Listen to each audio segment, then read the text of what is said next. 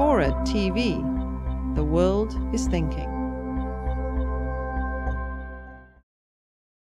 I think there is a problem of civility, and I think it is very important. Just to give an example, I recently wrote an editorial, co-authored an editorial about civility on the internet. It was published in the Wall Street Journal, there on the website. It took about 4 or 5 comments before the commenters were screaming at each other about Obama and Bush, which had, by the way, nothing to do with what I wrote. Mm-hmm. Yes, my point, exactly, yes. What I think that we need to recognize is that we have to work for social mechanisms that drive towards quality and thoughtfulness, and that we are still very much at the beginnings of that. We have some hints of it here and there. We have Wikipedia, which is, of course, human beings do argue, but it's mostly a fairly civil environment, and we have rules like no personal attacks, and you can get blocked pretty quickly for yelling at people or calling them Nazis. But we have other places on the internet, particularly newspapers, haven't really figured out how to engage their audiences in a way that's productive. And instead what we have is sort of comment boards at the bottom that are mostly sort of useless, angry people screaming at each other. So I do think it's a problem that needs to be solved, but it's a mechanism problem. I don't agree. You call us, I don't know what a social mechanism is. It sounds very painful. I mean, it's really very simple. The issue is one of anonymity. It's not the internet.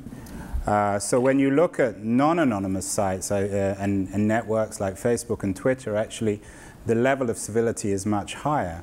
The problem is one of anonymity, and I think it extends to something broader in terms of the way in which many people see the internet as a right and not a responsibility. Jeff Jarvis, who I think we're all friendly with, said that the internet is the next society, and he may be right. In the 18th century, when we were figuring out modern industrial society, we came up with social contract theory about rights and responsibilities. I think the same is true of the internet. It's a reality, for better or worse. It is perhaps the central fact of social, cultural, and political life in the 21st century. And it needs to be understood not only in terms of rights, of taking, of stealing, of getting it for free, and all the other problems associated with the internet, but also one of responsibility.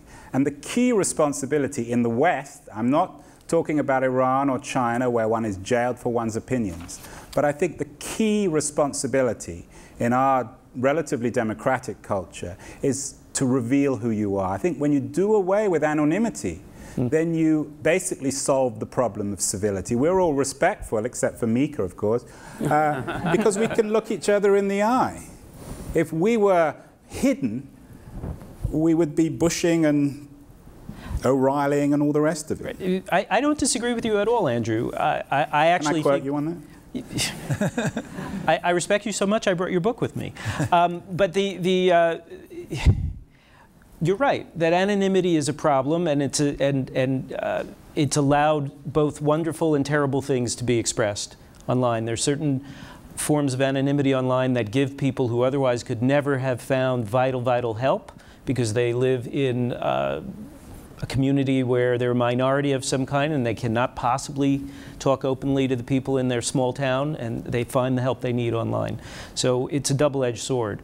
But to go to what matters, what the internet is doing to our democratic culture, I think it's fair to note that the trend has been towards owning your words and using your real name, and that people who started out as anonymous bloggers in many cases have now come forward and are using their names. Or were outed.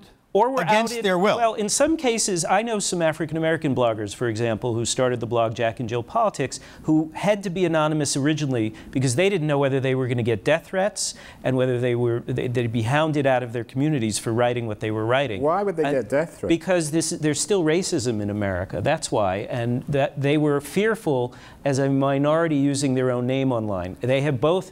Cheryl Conti and Baratunde Thurston now both blog in their own names because this transition that we're going through, there's been a shift. And I think you have to earn your reputation every day online, and that is the pressure to use your real name. People who comment anonymously, they really don't affect anything.